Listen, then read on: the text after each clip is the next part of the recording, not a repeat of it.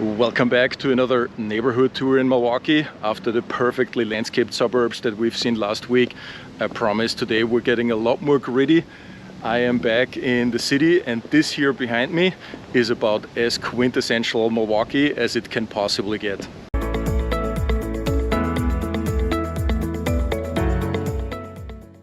Today I'm here in the town of West Allis, and if you are thinking of friendly people, of cheese, beer and brats, maybe some bars, and a history rooted in manufacturing, when you think about Milwaukee, then West Allis might just be what you have in mind. To better understand what is happening in West Allis, let me take you back on a little history tour. Today West Allis has a population of about 60,000 people, which makes it one of the biggest communities in the metro area. Most of the early population growth happened in the 1920s, with a lot of workers arriving from Germany and Ireland, making up the majority of the workforce required for the industrial growth. The second economic boom happened in the years after World War II, the golden 50s and 60s, when West Allis grew to its current size and was a vibrant manufacturing-based community.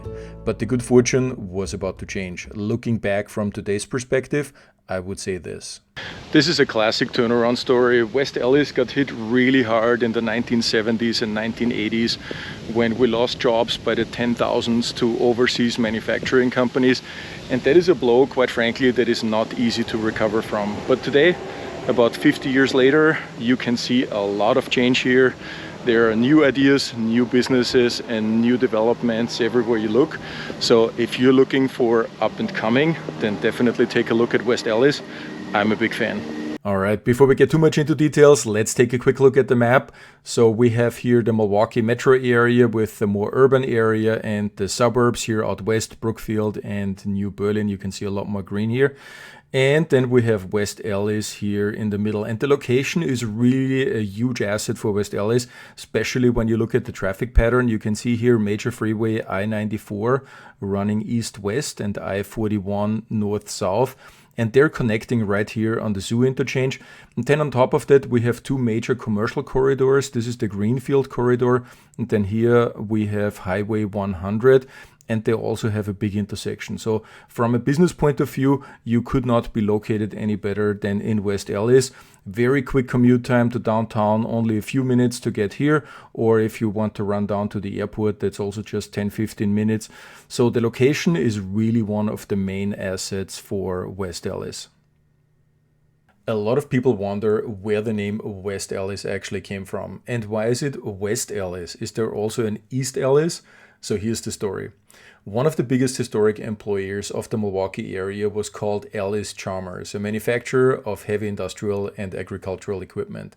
At its peak, Allis-Chalmers employed more than 20,000 workers and engineers, but they started originally with a smaller factory on Barclay Street on the east side by the lake.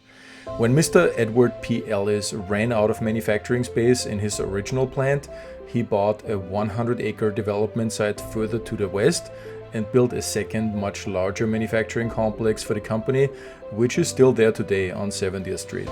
So now Allis-Chalmers had two plants in Milwaukee, and often delivery truck drivers would get confused and showed up at the old eastern plant, and then were told they had to go over to the other plant, the West Allis-Chalmers plant, or short, West Allis, and that's where the name came from. The downtown area of West Allis has seen a lot of improvements over the last decade, and it has attracted a number of very unique shops offering locally crafted products. Regardless if you're looking for the best cakes in town, a selection of fine cheese, freshly baked goods, or a great cut of meat, you'll definitely find all of that in a local store here. And if you need a break from all the shopping, there are plenty of cool spots to chill and enjoy a bite to eat and maybe a drink with a few friends. Speaking about recreation, West Allis is also home to the Wisconsin State Fair Park, which is a 200-acre venue that hosts year-round events. It is probably best known for the annual Wisconsin State Fair, which is an 11-day event that brings in well over 1 million people every year in August.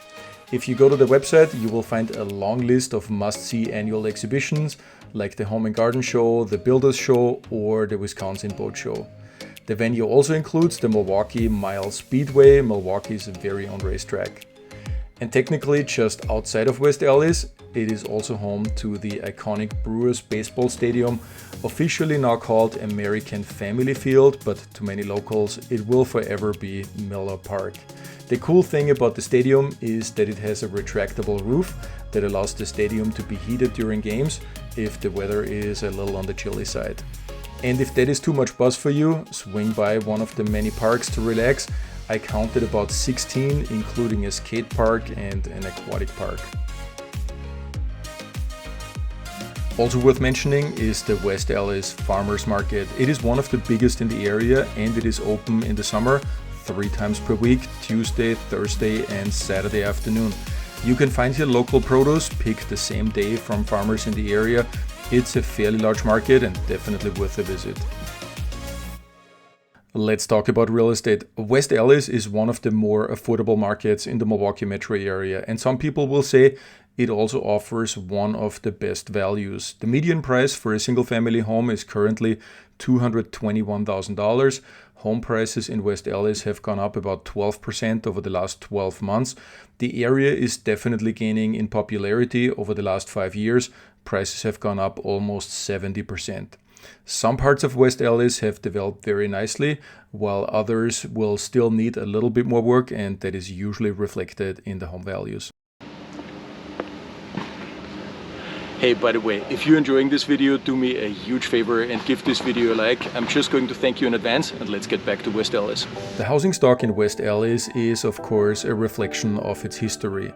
A lot of the homes here were built in the early 1900s or in the 1950s as workforce housing, and they're usually a little bit on the smaller side. The typical West Allis bungalow is on average around 1,500 square feet with 3 bedrooms and 1 bath for the lower priced homes, and often 2 bathrooms if they're priced a little over the median.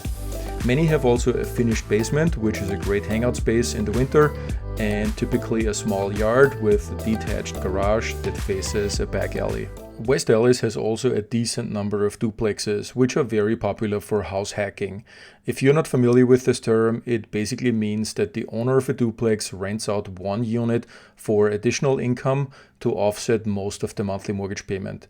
If you want to know more about house hacking, check out my video series on the topic. I'll put a link here somewhere on the screen.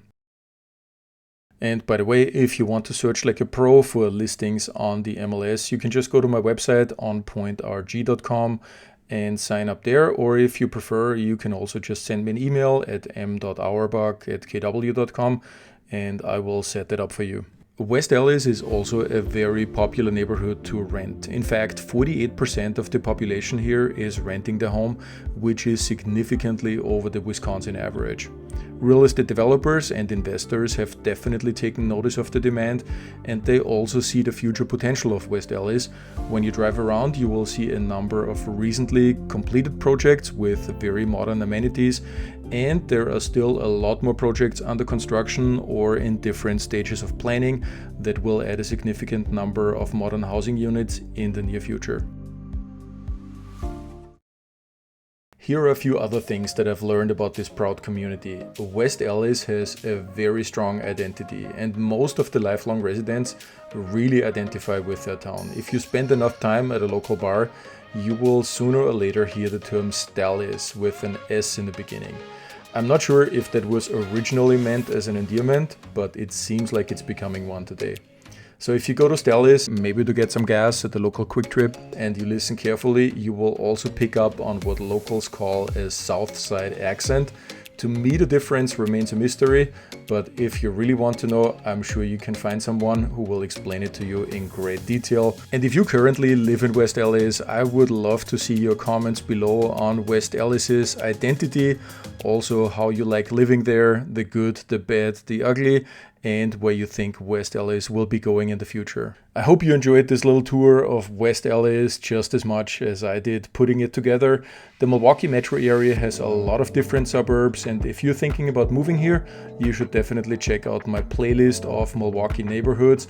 Just click on the link right here on the screen. You will find anything from downtown to the suburbs and a lot of other useful information like cost of living or how bad winter in Milwaukee really is. That's all I had for you today. Thank you very much for watching, and I'll see you at the next one.